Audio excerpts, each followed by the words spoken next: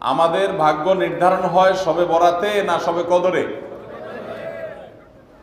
মাশাআল্লাহ, এলাকা মানুষটা সঠিকটা জানেন, বোঝা গেল। সারা দেশে মানুষ তো জানে ভাগ্য নির্ধারণ হয় শবে বরাতে। ভাইরা আমার, কোরআনে হাকিমে সূরা দুখানের 3 এবং 4 নম্বর আয়াত যদি আপনি দেখেন, আল্লাহ বলেছেন, আমি নিশ্চয়ই কোরআনকে নাজিল করেছি, অবতীর্ণ করেছি একটি বরকতময় রাতে। কোন রাতে বরকত নাজিল করেছেন আল্লাহ তাআলা?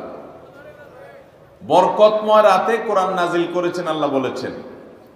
আর এই বরকতময় রাতটা কোন রাত যে রাতে কোরআন নাজিল হয়েছিল?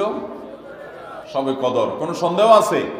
কারণ কোরআনের আরেক আয়াত বলছে, ইন্না আনসালনাহু ফি লাইলাতিল কদর, আমি কোরআনকে নাজিল করেছি যে রাতে, সেটা হলো লাইলাতুল কদরে। তাহলে লাইলাতুল কদরে আল্লাহ কোরআন নাজিল করেছেন। আর সূরা দুখানে বলেছেন, আমি একটি বরকতময় রাতে কোরআন নাজিল করেছি। তাহলে এখানে বরকতময় রাত বলতে যে লাইলাতুল কদরকে বোঝানো হয়েছে, সেটা দিনের আলোর মতো পরিষ্কার। ঠিক কিনা বলেন? এরপর আয়াত আল্লাহ বলেছেন, ফিহা ইউফরাকু কুল্লু আমরিন হাকিম, এই বরকতময় রাত যে রাতে কোরআন নাজিল হয়েছে অর্থাৎ লাইলাতুল কদর, সেই রাতেই সমস্ত গুরুত্বপূর্ণ হিকমাপূর্ণ বিষয়গুলো সব ধার্য হয়ে থাকে, নির্ধারণ হয়ে থাকে। এই আয়াতের আলোকে বোঝা যায় মানুষের ভাগ্য সারা বছরের যেটি লিপিবদ্ধ হওয়ার কথা, সারা বছরের যে বাজেট হওয়ার কথা, সেটা হয়ে থাকে লাইলাতুল কদরে, শবে কদরে। মধ্য শাবানের রাত, এ রাতে আল্লাহ তাআলা মানুষকে সাধারণ ক্ষমা ঘোষণা করেন। যাদের মনে হিংসা নাই, যাদের মনে মানুষের প্রতি বিদ্বেষ শত্রুতা নাই, এবং যারা শিরকে লিপ্ত না, এই মানুষগুলো ছাড়া বাকি মানুষগুলোকে মধ্য শাবানের রাত, যেটাকে আমরা শবে বরাত বলি, হাদিসের ভাষ্য শবে বরাত নয়, হাদিসের ভাষ্য হলো লাইলাতুন নিসফি মিন শাবান, সেই রাতে আল্লাহ রাব্বুল আলামিন বান্দাকে সাধারণ ক্ষমা ঘোষণা করেন। এটা একটা ভিন্ন বিষয়, কিন্তু বছরের সবচেয়ে শ্রেষ্ঠ রাত হলো লাইলাতুল কদর, যেই রাতে আল্লাহ তাআলা বান্দার ভাগ্য ঠিক করেন। এই রাতে যে ভাগ্য আল্লাহ নির্ধারণ করে থাকেন, সেই নির্ধারণটা যেন আমাদের অনুকূলে হয়, সেই নির্ধারণটা যেন আমাদের জন্য কল্যাণকর হয়। আল্লাহ যেন আমাদের ভাগ্যে ভালো কিছু লেখেন, খারাপ কিছু যেন না লেখেন। আল্লাহ যেন তাকদীরে আমাদেরকে ভালো কিছু দেন, মন্দ কিছু থেকে বাঁচিয়ে রাখেন। সেজন্য আমরা সবাই কামনা করি কি করি না? শুধু করি তা না, শবে বরাতে যত মানুষ মসজিদে আসে আমাদের দেশে, সারা বছরের অন্য কোন রাত দিন অন্য কোন সময় এত মানুষ মসজিদে আসে। কারণ কি? শবে বরাতে মানুষ মসজিদে বেশি আসে কেন? কি কারণে আসে বলেন দেখি? সবচেয়ে বেশি মানুষ মসজিদে আসে কোন দিন? শবে বরাতে। কেন এই দিন বেশি আসে কেন? একজনকে সিন্নি খাওয়ার জন্য না, সিন্নি তো অন্য দিনও দেয়। এই রাতে বেশিরভাগ মানুষ মসজিদে যায় বা ইবাদত বন্দেগী করে যার যার মতো করে। বেশিরভাগ মানুষের ধারণা হলো যে এই রাতে ভাগ্য ঠিক হয়। যেহেতু ভাগ্য ঠিক হয়, ভাগ্য নির্ধারণ হয়, সেই জন্য এই রাতে মসজিদে যায়, ভিড় জমায়, যে একটা রাতে ইবাদত বন্দেগী করে যদি ভাগ্যটা নিজের অনুকূলে লিখে নেওয়া যায়, সারা বছরের ভালো কিছু লেখাই নেওয়া যায়, তাহলে তো সারা বছর ভালো থাকা যাবে। এই জন্য ওই একটা রাত একটু বেশি ইবাদতবন্দি করার চেষ্টা করে। ঠিক না বেঠিক? ভাইরা আমার, প্রথম কথা হলো ভাগ্য নির্ধারণ এই রাতে নয়, বরং লাইলাতুল কদরে হয়। দ্বিতীয় কথা হলো ভাগ্য নির্ধারণের জন্য একটা রাত মসজিদে গিয়ে ইবাদত বন্দেগী করলেই আমার ভাগ্য নির্ধারিত হয়ে যাবে বা ভাগ্য ভালো কিছু লেখা হয়ে যাবে ভাগ্যে, এরকম কোনো কথা কোরআন বা হাদিস থেকে পাওয়া যায়? কোরআন হাদিসে কি পাওয়া যায়? সূরা নাহাল আয়াত নম্বর 97, মান আমিলা সালিহাম মিন যাকারিন আও উনসা ওয়া হুয়া মুমিন, পুরুষ হোক আর নারী হোক, যে কোনো ব্যক্তি যদি ঈমানদার অবস্থায় ভালো কাজ করে, পুরুষ হোক কিংবা মহিলা, যে কেউ যদি ভালো কাজ খুঁটে খুঁটে খুঁটে নেক আমল করে, ভালো ভালো নেক কাজ, কোরআন হাদিসে নির্দেশিত কাজ, আল্লাহ যা করতে বলেছেন, রাসূল সাল্লাল্লাহু আলাইহি ওয়াসাল্লাম যা করতে বলেছেন, যদি সে কাজগুলো করে, এমত অবস্থায় করে যে সে ঈমানদার, অর্থাৎ ঈমান থাকতে হবে, ঈমান আছে এই অবস্থায় যদি নেক আমল করে, তাহলে কি হবে? আল্লাহ বলেছেন ফালানুহিয়ান্নাহু হায়াতান তাইয়্যিবাহ, তাহলে সেই পুরুষ সে নারীকে আমি পবিত্র জীবন দান করব। কি জীবন দান করবেন বলছেন আল্লাহ? পবিত্র জীবন দান করবেন। এই পবিত্র জীবনে মানুষ সুখী থাকবে, এই পবিত্র জীবনে মানুষ সমৃদ্ধ থাকবে, এই পবিত্র জীবনে মানুষ ভালো থাকবে, নেক থাকবে। এবং এই ইমানদার নারী পুরুষরা যদি নেক আমল করে, ভালো কাজ করে যদি সব সময়, তাহলে সেক্ষেত্রে আল্লাহ বলেছেন তারা যে ভালো কাজ করেছে ওইটা সবচেয়ে উত্তম বিনিময় আমি তাদেরকে দান করব। তাহলে এই আয়াত থেকে প্রমাণ হয় যদি কেউ ঈমান আনার পর নেকামল করতে থাকে, নেকামল করতে থাকে, একদিনের নেকামল নয়, এক রাতের নেকামল নয়, সারা বছর জুড়ে সারা জীবন ধরে ভালো কাজ করার চেষ্টা যদি কেউ করে, আল্লাহ তাআলা তাকে পবিত্র জীবন দিবেন, সৌভাগ্যবান মানুষের জীবন দিবেন, সুখী মানুষের জীবন দিবেন। এখান থেকে বোঝা যায় কি ভাগ্য নির্ধারণের জন্য এক রাত আমল করতে হবে নাকি সারা বছর? সূরা আরাফ আয়াত নম্বর 96, সূরা আরাফ আয়াত নম্বর কত? 96। আল্লাহ বলেছেন ওয়ালাউ আন্না আহলাল কুরা আমানু ওয়াত্তাকাউ, যদি কোন জনপদের লোকেরা ঈমান আনে আর তাকওয়া অবলম্বন করে। তাকওয়া কি?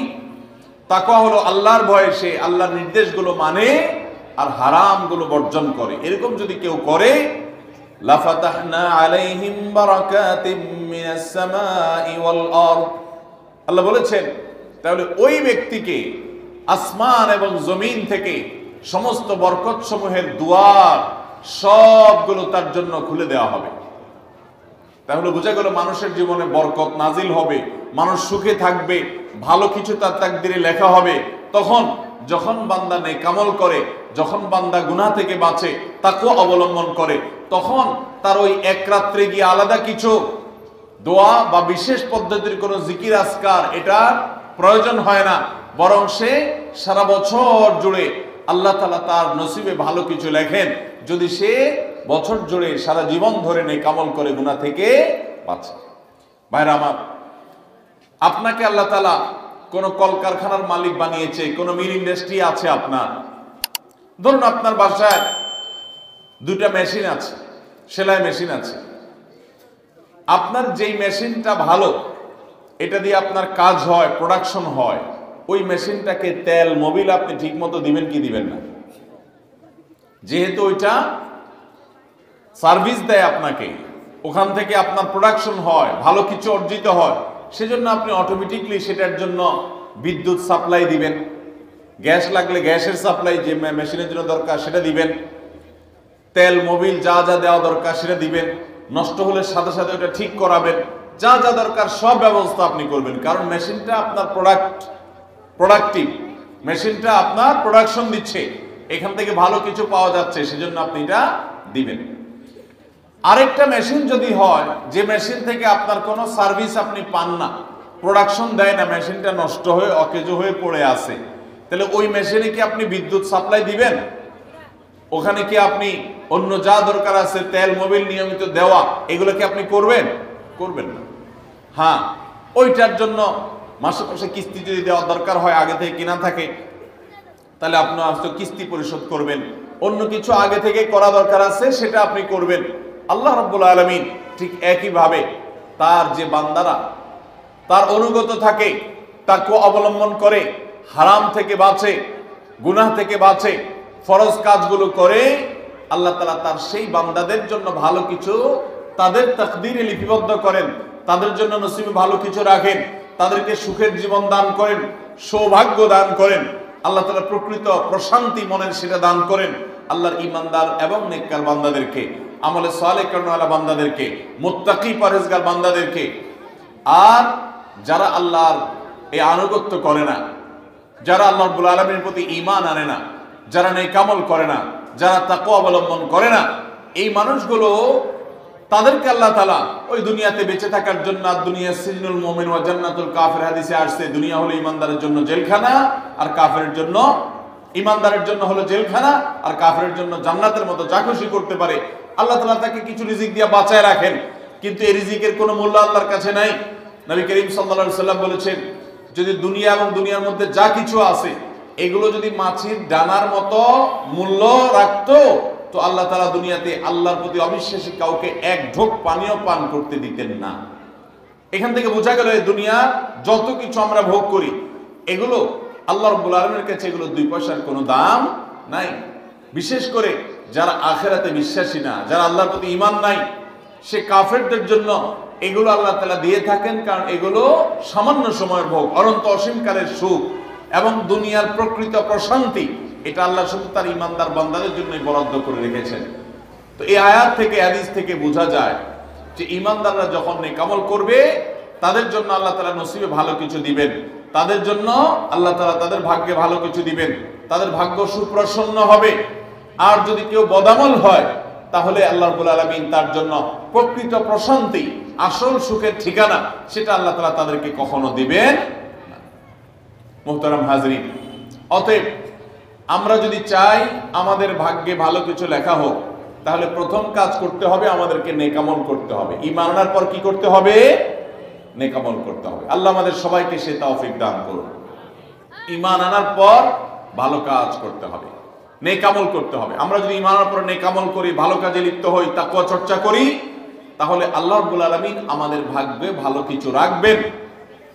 এই ব্যাপারে একজন ঈমানদারের ঈমান মজবুত থাকতে হবে। আরেকটা উপমা নেই আমরা, একজন জনপ্রতিনিধি, ওনার যারা প্রচার প্রচারণা করে, ওনার পক্ষে যারা মানুষের কাছ থেকে ভোট কালেকশন করে, সংগ্রহ করে, এই জনপ্রতিনিধির কাছে যদি কোনো রিলিফের মাল আসে, সরকারি চাল ডাল ইত্যাদি এসব যদি আসে, তিনি তার এলাকার মানুষদেরকে, ভোটারদেরকে, জনগণ তাদেরকে তিনি, যারা অভাবী, যারা এটার হকদার, তাদেরকে দিবেন, এটা তার দায়িত্ব, কর্তব্য থাকে। যদি তার কোনো আগে থেকে তার দলের কোনো কর্মী থাকে, নির্বাচনের সময় তার অনুগত কোনো মানুষ থাকে যে তার পক্ষে কাজ করছে অনেক বেশি, তো এই লোকটার যদি রিলিফের দরকার হয়, সে কি ওই চেয়ারম্যান সাহেবের কাছে আর জনপ্রতিনিধির কাছে ধর্ণা দিয়ে আলাদা পিছনে আপনার লাইন ধরে ঘুরতে হবে? তার অটোমেটিক তাকে দেয়া হবে, কারণ সে আগে থেকেই তার লোক। অতএব অন্য 10 জন যদি পায়, এই লোক বরং তারও আগে পাবে। ঠিক একইভাবে যে সারা বছর জুড়ে নেক আমল করে, তাকওয়া অবলম্বন করে, গুনাহ থেকে বাঁচে, আল্লাহর আনুগত্য করে, আল্লাহর আদেশ নিষেধগুলো মেনে চলে, 5 ওয়াক্ত নামাজ পড়ে, হালাল হারাম বাজ বিচার করে চলে, আল্লাহর ভয় অন্তরে লালন করে, ওই আল্লাহর বান্দাকে আল্লাহ যখন ভাগ্য লিপিবদ্ধ করবেন, আল্লাহ যখন বাজেট ঘোষণা করবেন, তখন আল্লাহ তাআলা তার সেই ঈমানদার, সেই মুত্তাকি বান্দার জন্য বাজেট রাখবেন ভালো, এটা তো বলার অপেক্ষা রাখে। অতএব ভাগ্য সুপ্রসন্ন হওয়ার জন্য, ভাগ্যে ভালো কিছু লেখা হওয়ার জন্য এক রাতের ইবাদত নয়। এই সমস্ত আয়াত, হাদিস, উপমা থেকে আমরা বোঝাবার চেষ্টা করছি যে আমাদেরকে করতে হবে সারা বছর জুড়ে ভালো কাজের চর্চা, নেক আমলের চর্চা। তাহলে আমরা নেক আমলের মাধ্যমে আল্লাহ রাব্বুল আলামিনের কাছ থেকে ভালো কিছুর ফয়সালা পাবো ইনশাআল্লাহ। মুহতারাম হাজরিন, আমরা অনেকে দোয়ার জন্য অনেক অস্থির হই, পেরেশান হই যে অমুক হুজুর যেন আমার জন্য একটু দোয়া করে দেন, ইমাম সাহেব আমার জন্য একটু দোয়া করে দেন। বড় কোনো আলেম পাইলে আমরা দোয়ার জন্য অনেক চেষ্টা করি যে ভাই আপনি একটু আমার জন্য দোয়া করে দেন। এটা ভালো, এটা খারাপ কিছু না। আমরা যারা এক রাতে আমল ইবাদত করে আমাদের ভাগ্যের ভালো কিছু লেখানোর জন্য চেষ্টা করি, আমি সেই ভাইদেরকে বলতে চাই, সারা দুনিয়ার সমস্ত ভালো মানুষ, সকল নেক মানুষ, এমনকি মক্কা মদিনার ইমাম সাহেবরা, হারামাইনের ইমাম খতিবগণ, সারা দুনিয়ার সকল আল্লাহওয়ালা, নেককার এবং ভালো মানুষ যারা আছেন, আব্দুস সালেহ যারা আছেন, আল্লাহর ওলি যারা আছেন, তাদের সবার দোয়া আমরা পাইতে চাই। একটা সহজ উপায় আছে, সেটা কি? এই এতক্ষণ যেটা বললাম, অর্থাৎ আপনি যদি নিজেকে ভালো মানুষ হিসাবে গড়ে তোলার জন্য চেষ্টা করেন, আপনি 5 ওয়াক্ত নামাজ পড়বেন, আল্লাহর হুকুম মতো চলবেন, আপনি হারাম থেকে বাঁচার জন্য সংগ্রাম যুদ্ধ চালাবেন, আপনি হক হালালি চলার চেষ্টা করবেন, আপনি তাকওয়ার উপরে চলার চেষ্টা করবেন। যদি আপনি এটা করেন, তাহলে অটোমেটিকলি সারা দুনিয়ার সমস্ত নেককার মানুষদের দোয়া একবার না, বারবার বারবার, হাজার হাজার লক্ষ লক্ষ বার আপনি পেতে থাকবেন। কিভাবে? আমরা নামাজের মধ্যে আত্তাহিয়াতু পড়ি কি পড়ি না? এই আত্তাহিয়াতুর মধ্যে একটা কথা আছে, আসসালামু আলাইনা ওয়া আলা ইবাদিল্লাহিস সালিহিন। এর অর্থ কি?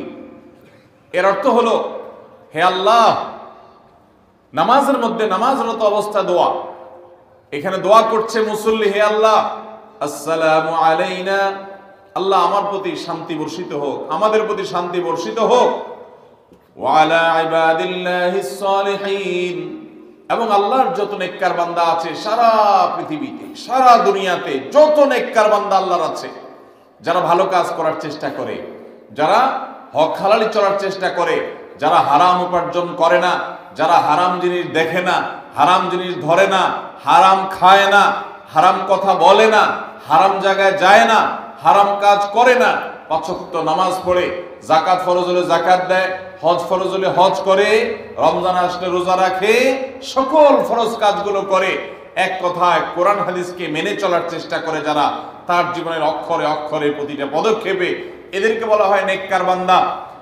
নামাজে আত্তাহিয়াতে প্রত্যেকটা মুসল্লি সারা পৃথিবীর সমস্ত প্রান্ত থেকে আল্লাহর কাছে দোয়া করে, আসসালামু আলাইনা ওয়া আলা ইবাদিল্লাহিস সালিহিন, আল্লাহ আমাদের প্রতি তো শান্তি বর্ষিত করবেনই, সেই সাথে আপনার নেককার বান্দা যারা আছেন, যা সারা দুনিয়াতে, এই সকল নেককার বান্দাদের প্রতি আপনি শান্তি বর্ষিত করেন। এই দোয়া প্রত্যেকটা মানুষ নামাজের মধ্যে করে কি করে না? তাহলে আপনি যদি নিজেকে নেককার বান্দা হিসাবে শামিল করতে পারেন, আপনি যদি নিজেকে আল্লাহর হুকুম এবং আল্লাহর আনুগত্য করানোওয়ালা মানুষ হিসাবে গড়ে তুলতে পারেন, তাহলে অটোমেটিকলি আপনি সারা দুনিয়ার সমস্ত নেককার মানুষদের দোয়া পেয়ে যাবেন। আল্লাহ আমাদের সবাইকে সে তৌফিক দান করুন। ভাইরা আমার, নেককারদের জন্য অটোমেটিকলি দোয়া হয়। শুধুমাত্র আল্লাহর নেককার বান্দা মানুষরা না, ফেরেশতারা দোয়া করে। আল্লাহর সকল নেককার মানুষদের দোয়া আমরা অটোমেটিক পাবো। তাহলে আমাদের ভাগ্যে যেন ভালো কিছু লেখা হয়, তার জন্য আমাদের যে আমলটা করতে হবে তা হলো আমলে সালেহ। সারা বছর জুড়ে, সারা জীবন জুড়ে আমাদেরকে খুঁটে খুঁটে খুঁটে কোনটা কোনটা ভালো কাজ সেগুলো করার চেষ্টা করতে হবে, কোনটা কোনটা খারাপ কাজ, গুনাহের কাজ, সেগুলো থেকে বাঁচার চেষ্টা করতে হবে। তাহলে আমাদের ভাগ্যে ভালো কিছু লেখা হবে ইনশাআল্লাহ। তাহলে এইটা একটা আমল পেয়ে গেলাম, যেটার মাধ্যমে আমাদের ভাগ্যে ভালো কিছু লেখা হবে। আমলটা হলো কি? সারা বছর জুড়ে, সারা জীবন জুড়ে আমাদেরকে খুঁটে খুঁটে আল্লাহর হুকুম কোনটা সেটা মানতে হবে, আল্লাহ কোনটা নিষেধ করেছেন সেটা থেকে বেঁচে থাকতে হবে। এই কাজ যদি অব্যাহত রাখি, আমাদের নসিবে ভালো কিছু এমনিই হবে ইনশাআল্লাহ। 2, সহিহ বুখারীর একটি হাদিস থেকে আমরা আমাদের নসিবে ভালো কিছু আল্লাহ তাআলা লিপিবদ্ধ করবেন এরকম একটি আমলের কথা আমরা জানি। সকল সাধারণ নেক আমলের মধ্যে সেটা শামিল আছে, এটাকে আলাদা করে নবী সাল্লাল্লাহু আলাইহি ওয়াসাল্লাম বলেছেন। সেটা কি? তিনি বলেছেন, মান সাররাহু আন ইউবসাতা লাহু ফি রিজকিহি আও ইউনসা লাহু ফি আথারিহি ফালইয়াসিল রাহিমাহ। মান সাররাহা লাহু আন ইউবসাতা লাহু ফি রিজকিহি আও ইউনসা লাহু ফি আথারিহি, যে ব্যক্তি চায় তার রিজিককে প্রশস্ত করে দেওয়া হোক, তার রিজিকে বারাকা দেওয়া হোক এবং তার হায়াত বৃদ্ধি করে দেওয়া হোক, এটা যে চায়, ফালইয়াসিল রাহিমা, সেই জন্য তার রক্ত সম্পর্কীয় আত্মীয়দের সাথে সুসম্পর্ক বজায় রাখে, সেই জন্য তার রক্ত সম্পর্কীয় আত্মীয়দের সাথে সম্পর্ক সবসময় জুড়ে রাখে, সম্পর্ক যেন ভালো রাখে, তাদের সাথে সম্পর্ক যেন ছিন্ন না করে। তাহলে সেক্ষেত্রে তার হায়াত এবং তার রিজিকের মধ্যে বরকত দেওয়া হবে, কল্যাণ দেওয়া হবে, লিপিবদ্ধ করা হবে, এই ফয়সালা তার জন্য করা হবে। এই হাদিস থেকে বোঝা যায় যে আমাদের হায়াত, আমাদের রিজিকের মধ্যে বরকত হবে, কল্যাণ হবে, ভাগ্যে নসিবে ভালো কিছু আল্লাহ তাআলা দিবেন যদি আমরা রক্ত সম্পর্কীয় আত্মীয়দের সাথে সুসম্পর্ক বজায় রাখি। আজকাল আমাদের সমাজে অনেক মানুষ আছেন যে নামাজ রোজা করেন, ওয়াজ মাহফিলে যান, কোরআন তেলাওয়াত করেন, জিকির আজকার তাসবিহ তেলাওয়াত করেন, কিন্তু নিজের রক্ত সম্পর্কীয় আত্মীয়দের সাথে সম্পর্ক ভালো নাই। আছে না নাই? আপনার আত্মীয় যদি নিজে থেকে সম্পর্ক ছিন্ন করে চলে যায় তাহলে তার আপনার দোষ নাই, কিন্তু আপনি নিজে থেকে কখনো আপনার রক্তের যে আত্মীয়, যাদের সাথে রক্তের সম্পর্ক আছে, এরকম কারোর সাথে সম্পর্ক ছিন্ন করতে পারবেন না, এটা হারাম। নবী করিম সাল্লাল্লাহু আলাইহি ওয়াসাল্লাম বলেছেন, মান ওয়াসালাহু ওয়াসালাহুল্লাহ ওয়া মান কাতাআ কাতাআহুল্লাহ। যে ব্যক্তি আত্মীয়তার সম্পর্ককে রক্ষা করবে, আল্লাহ তাআলা তাকে রক্ষা করবেন। যে আত্মীয়তার সম্পর্ক ছিন্ন করবে, তাকে ত্যাগ করবে, আল্লাহ তাআলা ওই ব্যক্তিকে ছিন্ন করবেন। এই জন্য আত্মীয়তার সম্পর্ক রক্ষা করা এটা আমাদের ভাগ্য সুপ্রসন্ন হওয়ার অন্যতম মাধ্যম। আত্মীয়তার সম্পর্ক রক্ষা করা বলতে কাদের সাথে সম্পর্ক বজায় রাখতে হবে? যাদের সাথে রক্তের সম্পর্ক আছে আপনার। তারা কারা? আপনার শরীরে আপনার বাবার রক্ত আছে, রক্ত সম্পর্কীয় আত্মীয়। আপনার বাবার সাথে আপনার ব্লাডের কানেকশন আছে, আপনার মায়ের সাথে আপনার ব্লাডের কানেকশন আছে, এবং মায়ের সাথে ব্লাডের কানেকশন থাকার কারণে মায়ের দিককার আত্মীয় আপনার মামা, আপনার খালা, আপনার নানা নানি, তারা হলো আপনার রক্ত সম্পর্কীয় আত্মীয়। ঠিক একইভাবে আপনার বাবার দিককার রক্ত সম্পর্কে আত্মীয় হলেন আপনার দাদা দাদি, আপনার চাচা, আপনার ফুফু, এবং চাচাতো ভাই বোন, ফুফা না ফুফু, যিনি তার রক্ত আপনার বাবার রক্ত এক, সেজন্য তারা রক্তের আত্মীয়। ভাই বোন তো আছেই। এই রক্তের আত্মীয়দের সাথে অনেকে সম্পর্ক বজায় রাখে না, কোনো কারণে সম্পর্ক ছিন্ন করে ফেলে, এটা হারাম। আমরা দুনিয়াতে অনেক বন্ধু বান্ধবের সাথে সম্পর্ক ভালো রাখি, অনেক দোস্তের সাথে সম্পর্ক ভালো রাখি, অথচ আমাদের এই রক্ত সম্পর্কে আত্মীয়গুলোর সাথে সম্পর্ক ভালো রাখা হয় না। মোহতারাম হাজিরিন, আমাদের নসিবে আল্লাহ ভালো কিছু দেখ, আমরা সবাই চাই কি চাই না? তাহলে শবে বরাতে রাতভর আপনি দোয়া জিকির আজকার করলেন, কান্নাকাটি করলেন, আর মিলাদ মাহফিল করলেন, আশা করলেন আপনার ভাগ্যে ভালো কিছু লেখা হবে। আপনার ভাগ্যে ভালো কিছু লেখা হবে না যদি আপনি আপনার রক্ত সম্পর্কে আত্মীয়ের সাথে সম্পর্ক ছিন্ন করে বসে থাকেন। কারণ আপনার জীবনে, আপনার রুজিতে, আপনার ইনকামে, উপার্জনে বরকত হওয়ার পূর্ব শর্ত হলো আপনার এই রক্ত সম্পর্কে আত্মীয়গুলোর সাথে, আত্মীয়স্বজনের সাথে সুসম্পর্ক বজায় রাখা। হ্যাঁ, তারা যদি সুসম্পর্ক বজায় রাখতে গেলে আপনার ক্ষতি করে, আপনাকে বিপদে ফেলে, তাহলে আপনি নিজেকে বাঁচাতে পারেন, আত্মরক্ষার জন্য আপনি দূরত্ব বজায় রাখতে পারেন। কিন্তু তাই বলে তাদের সাথে আপনি সম্পর্ক নষ্ট করে থাকবেন, তাদেরকে ভুলে থাকবেন, বা তাদের সাথে সম্পর্ক রাখবেন না, এটা কিন্তু জায়েজ হতে পারে না। ইংল্যান্ডের একটা ইউনিভার্সিটির একটা জরিপের কথা অনলাইনে আমি একবার দেখেছিলাম। এটার উপর একটা প্রতিবেদন দেখেছিলাম যে একটা নামকরা বিশ্ববিদ্যালয়, তারা বিশ্ববিদ্যালয়ের ছাত্রদের মধ্যে একটা সার্ভে তারা চালিয়েছিলেন। তারা দেখতে চেয়েছেন যে ছাত্রদের মধ্যে কারা বেশি হায়াত পায় আর কারা কম পায়। যারা বেশি হায়াত পায় তাদের মধ্যে বৈশিষ্ট্য কি আছে, যারা কম পায় তাদের মধ্যে কোন বৈশিষ্ট্যের অভাব আছে। তো এটা নিয়ে দীর্ঘ অনেক বছরের একটা জরিপ তারা চালিয়েছেন, একটা নিরীক্ষা তারা চালিয়েছেন। সেই নিরীক্ষায় দেখা গেল যে যেই ছাত্ররা দীর্ঘদিন পর্যন্ত হায়াত পেয়েছেন এবং তারা অনেক দিন দুনিয়াতে বেঁচেছেন, তাদের বেশিরভাগই দেখা গেছে, সবাই না, বেশিরভাগই দেখা গেছে যে তারা সাধারণত তাদের পারিবারিক এবং আত্মীয় স্বজন, বন্ধু বান্ধব, অন্যদের সাথে হাসি খুশি, অর্থাৎ মানুষের সাথে সম্পর্ক বজায় রাখছে। আর যারা সম্পর্ক বজায় রাখে নাই, এই মানুষগুলো তাদের তুলনামূলকভাবে প্রথম গ্রুপের চাইতে তারা অনেক আগে দুনিয়া থেকে চলে গেছে, অনেক আগে তারা মারা গেছে।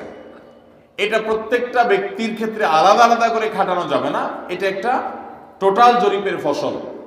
তো এই জরিপ প্রমাণ করে নবী করিম সাল্লাল্লাহু আলাইহি ওয়াসাল্লাম যে বলেছেন, যারা রক্ত সম্পর্কের আত্মীয়গুলোর সাথে সুসম্পর্ক বজায় রাখে তাদের হায়াতে এবং রিজিকে বরকত দেওয়া হয়। এই জরিপের রিপোর্টও সেটা সত্যতাকে প্রমাণ করে। আল্লাহ তাআলা আমাদের সবাইকে আমাদের আত্মীয় স্বজনের সাথে সুসম্পর্ক বজায় রাখার তৌফিক দান করুন। আমাদের ভাগ্যে যেন ভালো কিছু লেখা হয়, ভাগ্য যেন সুপ্রসন্ন হয়, সেজন্য আমরা দ্বিতীয় আমলও পেয়ে গেলাম। নাম্বার 3, বান্দার ভাগ্য এবং নসিবে ভালো কিছু যেন হয়। মন্দ কোনো কিছু যদি আল্লাহ না করুন কারণ নসিবে লেখা থাকে, সেটা যেন দূর হয়, সেটা যেন তার ক্ষতি না করে। আল্লাহ রাব্বুল আলামিন যেন সেই ফয়সালা বান্দার উপরে কার্যকর না করে, সেজন্য তৃতীয় আমল হলো দোয়া।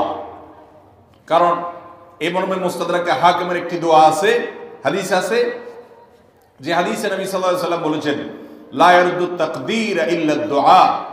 তিরমিজিতে একই হাদিসে আসছে, ভাষ্য ভিন্ন, লা ইয়ারুদ্দু কাযা ইল্লা আদ-দুআ।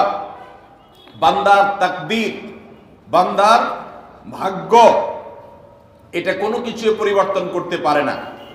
অন্য এক হাদিসে আসছে আল্লাহ যা ফয়সালা করেন সেটা আর পরিবর্তন করেন না। তবে এই হাদিস থেকে একটা এক্সেপশন পাওয়া যায়, সেটা হলো যদি কেউ আল্লাহ তাআলার কাছে কায়মন বাক্যে দোয়া করতে পারে, দোয়ার হক আদায় করে যদি দোয়া করতে পারে, তাহলে এই দোয়া আল্লাহ রাব্বুল আলামিনের তাকদীরকে পর্যন্ত তার জন্য পরিবর্তন করে দেওয়া হয় দোয়ার মাধ্যমে। আল্লাহ তাআলা আমাদেরকে সবাইকে সেভাবে দোয়া করার তৌফিক দান করুন। আমরা চেষ্টা করব তো ইনশাআল্লাহ।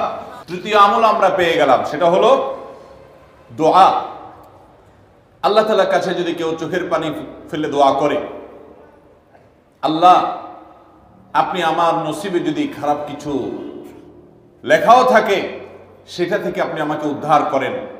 যদি কেউ দোয়ার হক আদায় করে দোয়া করতে পারে, দোয়া কবুলের জায়গাগুলোতে দোয়া করতে পারে, যথাযথভাবে দোয়া করতে পারে, দোয়ার শর্ত পূরণ করে দোয়া করতে পারে, কায়মন বাক্যে দোয়া করতে পারে, চোখের পানি ফেলে দোয়া করতে পারে, দোয়া এত বড় অস্ত্র, দোয়া এত বড় মাধ্যম, দোয়া এত বড় একটা উপায় যে এটা দিয়ে আল্লাহর লিখন, আল্লাহর তাকদীর, এটা আল্লাহর কাছ থেকে পরিবর্তন করিয়ে আনা যায় এই দোয়ার মাধ্যমে। অথচ এই দোয়াও আমরা বেশি মানুষ করতে পারি না। আমরা হুজুরদের দিকে চায় থাকি যে হুজুরদের সাথে আমরা শুধু আমিন আমিন বলবো, নিজেরা আল্লাহর কাছে দোয়া করবো এটা আমরা জানি না। অথচ আল্লাহ বলেছেন উদউনি আস্তাজিব লাকুম, তোমরা আমার কাছে দোয়া করো, আমি তোমাদের দোয়া কবুল করব। অতএব ভাইরা আমার, আমরা আল্লাহ রাব্বুল আলামিনের কাছে আমাদের ভাগ্যে যেন ভালো কিছু লেখা হয় সেজন্য আল্লাহর কাছে বেশি বেশি করে দোয়া করব, এবং আমাদের তাকদীরে যদি কোনো ক্ষতিকর কিছু থাকে তো সেটা যেন আমাদের ক্ষতি না করে আল্লাহ রাব্বুল আলামিন যেন আমাদের প্রতি রহম করেন, এই মর্মে আমরা যদি দোয়া করি তো দোয়ার মাধ্যমে আল্লাহ তাআলা তাকদীরও পরিবর্তন করে। অবশ্য তাকদীরের মধ্যে দুইটা প্রকার আছে, একটা তাকদীরে মুবরাম আর একটা তাকদীরে গায়রে মুবরাম। তাকদীরে গায়রে মুবরাম যেটা, সেটা তাকদীর দোয়ার মাধ্যমে ফয়সালা আল্লাহ পরিবর্তন করেন। মুবরাম যেটা পরিবর্তন করেন না, অর্থাৎ যেটা চূড়ান্ত করেছেন আল্লাহ তাআলা আগে থেকে, সেটা পরিবর্তন করেন না। তবে বান্দার হায়াতের ক্ষেত্রে কোন কোন হাদিস থেকে জানা যায় আল্লাহ রাব্বুল আলামিন কোন নেক আমলের ফলে দোয়ার মাধ্যমে আল্লাহ রাব্বুল আলামিন অনেক সময় সেটাতে পরিবর্তন করেন এবং সেটাতে বারাকা দান করেন। অতএব আমাদেরকে তাকদীর, ভাগ্য যেন সুপ্রসন্ন হয়, আমাদের নসিব যেন ভালো হয়, আল্লাহ যেন ভালো কিছু দান করেন, সেজন্য শবে বরাতে রাত ভরে ইবাদত বন্দেগী, এই জন্য নয়, বরং আমাদের ভাগ্যে ভালো কিছু হওয়ার জন্য বছর জুড়ে আমাদেরকে নেক আমল করতে হবে। এক রাত ইবাদত বন্দেগী করলেন, সারা বছর কোন নফল নামাজ, ফরজ নামাজ, অন্যান্য ফরজ কাজ করলেন না, আর আপনি আশা করলেন যে আল্লাহ আপনার জন্য ভাগ্যে ভালো কিছু লিখে দিবে, এটা সঠিক নয়। আর ভাগ্যের নির্ধারণটা মূলত লাইলাতুল কদর, এটি বোঝা যায় সূরা দুখান থেকে, অন্যান্য সূরা থেকে।